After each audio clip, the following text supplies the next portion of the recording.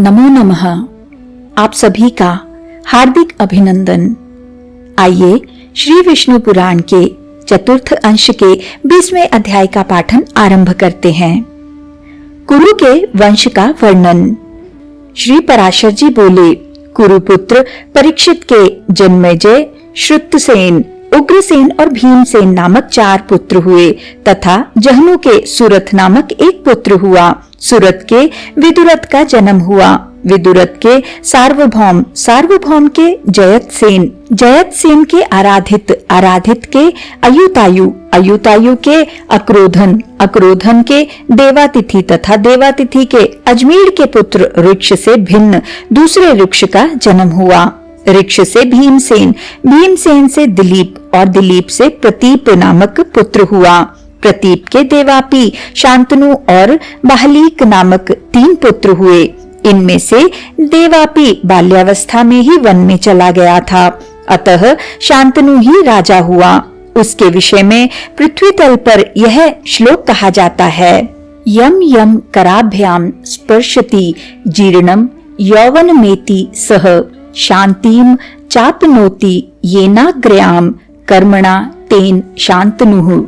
अर्थात राजा शांतनु जिसको जिसको अपने हाथ से स्पर्श कर देते थे, वे वृद्ध पुरुष भी युवावस्था प्राप्त कर लेते थे तथा उनके स्पर्श से संपूर्ण जीव अत्युत्तम शांति लाभ करते थे, इसलिए वे शांतनु कहलाते थे। एक बार महाराज शांतनु के राज्य में 12 वर्ष तक वर्षा न हुई। उस समय संपूर्ण देशों को नष्ट होता देख राजा ने ब्राह्मणों से पूछा, हमारे राज्य में वर्षा क्यों नहीं हुई? इसमें मेरा क्या अपराध है? तब ब्राह्मणों ने उनसे कहा, यह राज्य तुम्हारे बड़े भाई का है, किंतु इसे तुम भोग रहे हो, इसलिए तुम परिवेता हो। उनके ऐसा कहने पर राजा शांतनु ने उनसे फिर पूछा, तो इस संबंध में मुझे अब क्या करना चाहिए? इस पर वे ब्राह्मण फिर बोले, जब तक तुम्हारा बड़ा भाई देवापी किसी प्रकार पतित ना हो, तब तक यह राज्य उसी के योग्य है, अतः तुम इसे उसी को दे डालो, तुम्हारा इससे कोई प्रयोजन नहीं। ब्राह्मणों के ऐसा कहने पर शांतनु के मंत्री अश्मसारी ने वेदवाद के विरुद्ध बोलने वाले तपस्वियों को वन में नियुक्त किया। उन्होंने अतिशय सरलमती राजकुमार देवापी की बुद्धि को वेदवाद के विरुद्ध मार्ग में प्रवृत्त कर दिया। उधर राजा शांतनु ब्राह्मणों के कथनानुसार दुख और शोक युक्त हो ब्राह्मणों को आगे कर अपने बड़े भाई को राज्य देने के लिए वन में गए। वन में पहुंचने पर वे ब्राह्मण गण परम विनीत राजकुमार देवापी के आश्रम पर उपस्थित हुए और उससे ज्येष्ठ भ्राता को ही राज्य करना चाहिए, इस अर्थ के समर्थक अनेक वेदानुकूल वाक्य कहने लगे। किंतु उस समय देवापी ने वेदवाद के विरुद्ध नाना प्रकार की युक्तियों से दूषित बातें की। तब उन ब्राह्मणों ने शांतनु से कहा, हे राजन, चलो अब यहाँ अधिक आग्रह करने की आवश्यकता नहीं। अब अन्नावृष्टि का दोष शांत हो गया। अनादिकाल से पूजित वेद वाक्यों में दोष बतलाने के कारण वेदापी पतित हो गया है। ज्येष्ठ भ्राता के पतित हो जाने से अब तुम परिवेता नहीं रहे। उनके ऐसा कहने पर शांतनु अपनी राजधानी को चले आए और राज्य शासन करने लगे। वेदवाद के विरुद्ध वचन बोलने के कारण देवापी के पतित हो जाने से बड़े भाई के रहते हुए भी संपूर्ण धान्यों की उत्पत्ति के लिए परंजय देव मेघ बरसने लगे। बाहलीक के सोमदत्त नामक पुत्र हुआ तथा सोमदत्त के भूरी, भूरिश्रवा और शल्य नामक 3 पुत्र हुए। शांतनु के गंगा जी से अतिशय कीर्तिमान तथा संपूर्ण शास्त्रों को जानने वाला भीष्म नामक पुत्र हुआ।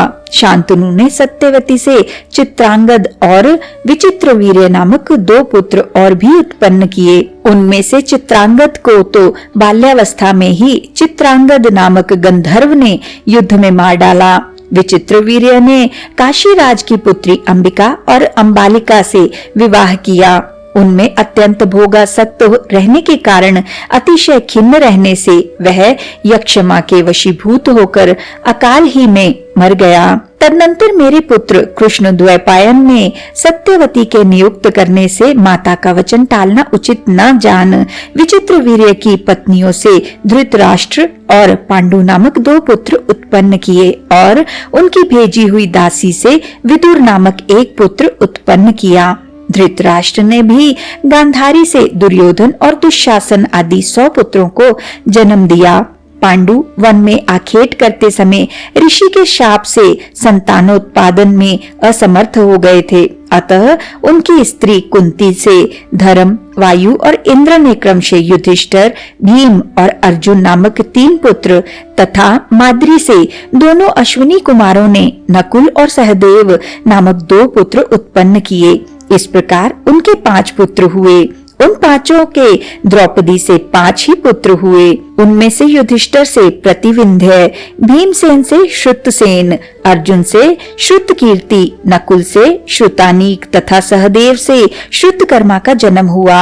इनके अतिरिक्त पांडवों के और भी कई पुत्र हुए, जैसे युधिष्ठिर से यौधेयी के देवक नामक पुत्र हुआ, भीमसेन से हिडिंबा के घटोत्कच और काशी से सवर्ग नामक पुत्र हुआ, सहदेव से विजया के सुहोत्र का जन्म हुआ, नकुल ने रेणुमती से निर्मित्र को उत्पन्न किया, अर्जुन के नाग कन्या उलूपी से इरावान नामक पुत्र हुआ, मणिपुर नरेश की पुत्री से अर्जुन ने पुत्रिका धर्मानुसार बब्रुवाहन नामक 1 पुत्र उत्पन्न किया तथा उसके सुभद्रा से अभिमन्यु का जन्म हुआ, जो कि बाल्यावस्था में ही बड़ा बल पराक्रम संपन्न तथा संपूर्ण शत्रुओं को जीतने वाला था। तदनंतर कुरुकुल के क्षीण हो जाने पर जो अश्वत्थामा के प्रहार किए हुए ब्रह्मास्त्र द्वारा गर्भ में ही भस्मीभूत हो चुका था, किंतु फिर जिन्होंने अपनी इच्छा से ही माया मानव देह धारण किया है, उन सकल सुरासुर वंदित चरणारविंद श्री कृष्णचंद्र के प्रभाव से पुनः जीवित हो गया। उस परीक्षित ने अभिमन्यु के द्वारा उत्तरा के गर्भ से जन्म लिया, जो कि इस समय इस प्रकार धर्म पूर्वक संपूर्ण भूमंडल का शासन कर रहा है कि जिससे भविष्य में भी उनकी संपत्ति क्षीण न हो। इसी के साथ आज के इस सुंदर पाठन को हम यहीं पर विराम देते हैं और अगले अध्याय के पाठन के लिए हमारे साथ फिर से जुड़िएगा। आइए विष्णु जी के इस सुंदर मंत्र से आज के पाठन का समापन करते हैं। ओम नमो भगवते वासुदेवाय।